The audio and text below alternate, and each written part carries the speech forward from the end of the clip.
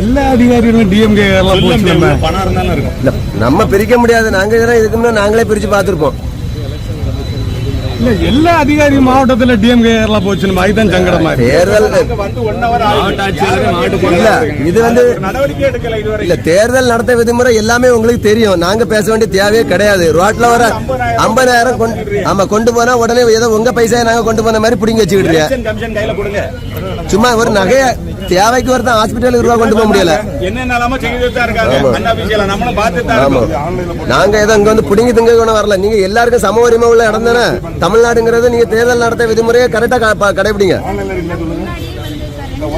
Madam. முன்னாடியே வந்தாலும் இது வந்து உங்களுக்கு ரோடு கிடையாது. இது ஆமா இது வந்து ரோடு வேலையா நடக்குதுங்க. முன்னாடியே அறிவிச்சுட்டாங்கன்னு சொல்றாங்க உங்களுக்கு.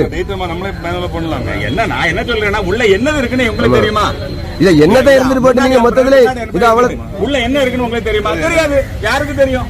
சொல்றாங்க தையல் மிஷின் சொல்லி. உள்ள பணம் இருக்கா? வேற என்ன இருக்கா? பணம் வெளியே சோக அனுப்பிச்சு நீங்க உள்ள பணத்தை வச்சிருந்தீங்கன்னா கூட எங்களுக்கு தெரியாது. எலெக்ஷன் போதை போடலாம்னு தெரியாது. 1000 இதே மாதிரி 5 கண்டெய்னர் கன்னியாகுமரி மாவட்டத்துக்குள்ள சொல்றாங்க.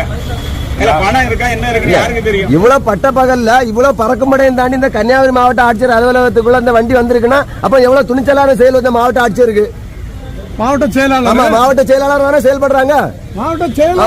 நீங்க பேசாம வேலையை ரிசைன் பண்ணிட்டு திமுக சேர்ந்துருங்களா? எதுக்கு இங்க அந்த இவ்வளவு தூரம் பப்ளிசிட்டி தேவை உங்களுக்கு?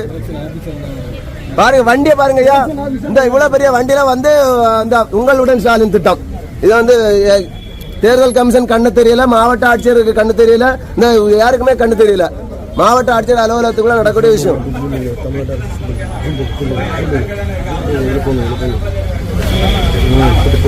பாருங்க இது வந்து நம்ம எதுவுமே காணிக்கண்டா தமிழ்நாடு அரசினுடைய அந்த சிம்பல்ல இருக்கு பாருங்க ஐயா. நம்ம இதை என்னத்த சொல்றதுக்கு? தேர்தல் கமிஷன் வந்து உங்களுக்கு இதை மறைக்கவே முடியாது.